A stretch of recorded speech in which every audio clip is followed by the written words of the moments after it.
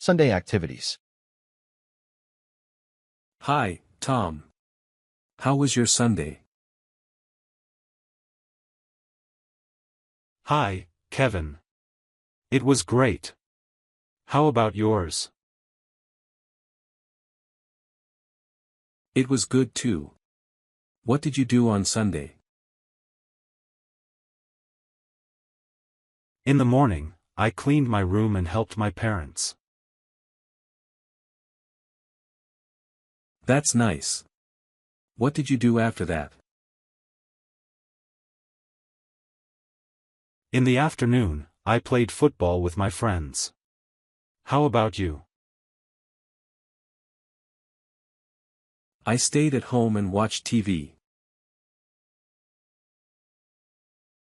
That sounds relaxing. Did you do anything else? Yes, in the evening I had dinner with my family. Same here. I also prepared my school bag for Monday. That's good. Sunday is a nice day to rest. I agree.